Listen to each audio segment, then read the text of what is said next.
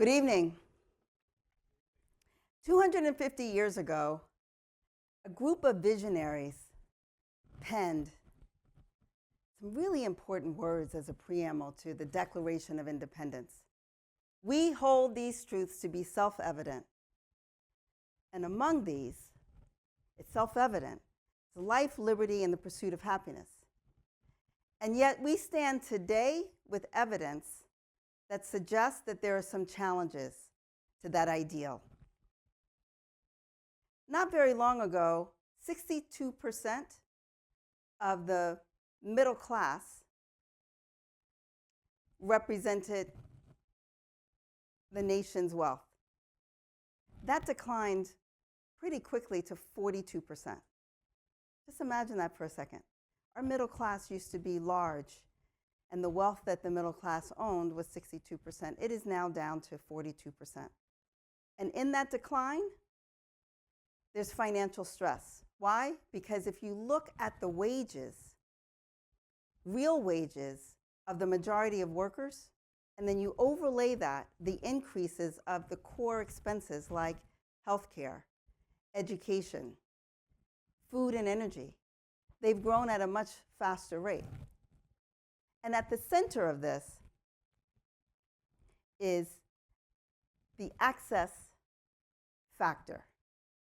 If you want to have wealth, you have to have access to capital and content and coaching, which well-resourced individuals like myself and many of you get.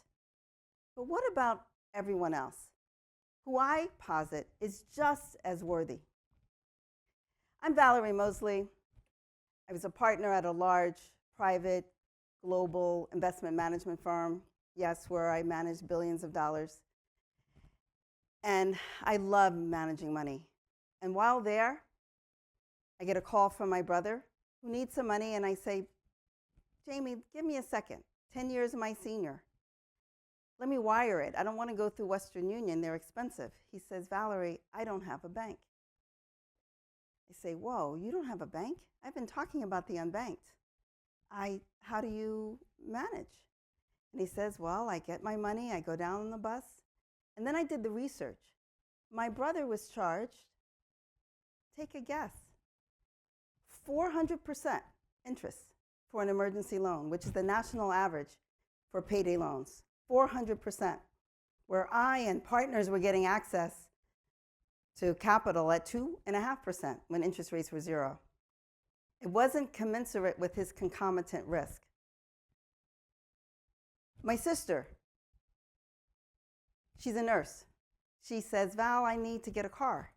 I say, what is it that you're paying for what's the interest rate? I don't know, I know it's $275. That's the norm, it's a cash flow business. I find out she's being charged 13% when the Fed funds rates are zero. In 6.5 months, she refinanced her her car note to 3.5. That's a 10 percentage point difference. So when I think about the future, I think about a world where we can be intentional about who gets access. I think of a world where technology that can expand access and level playing fields can meet people wherever you are and look at cash flow instead of a habit.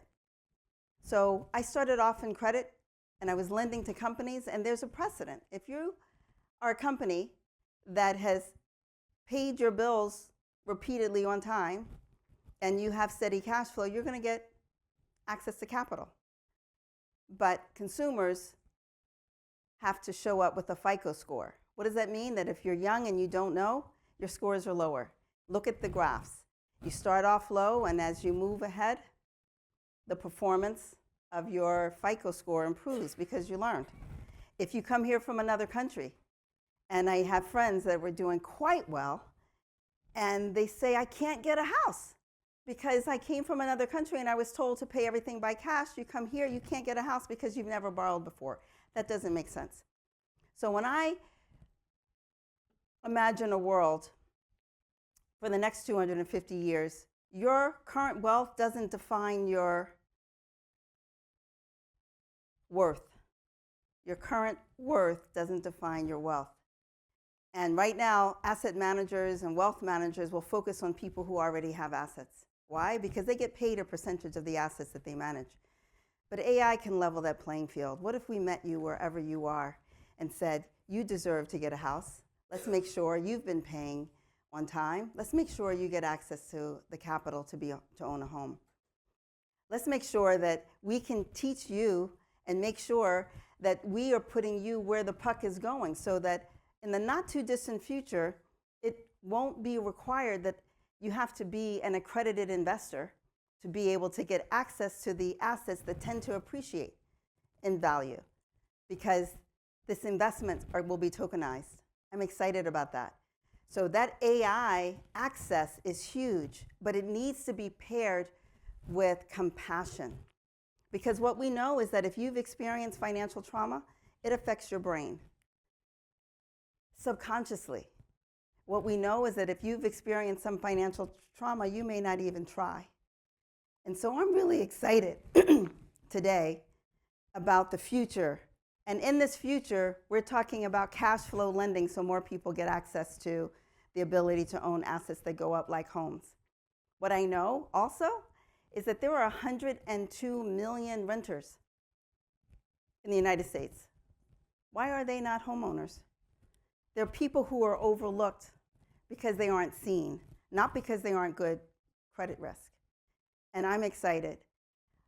One other thing about me that John mentioned when he introduced me is that I'm so blessed to live in a home where Martin Luther King used to frequent. It's known as the Summer White House.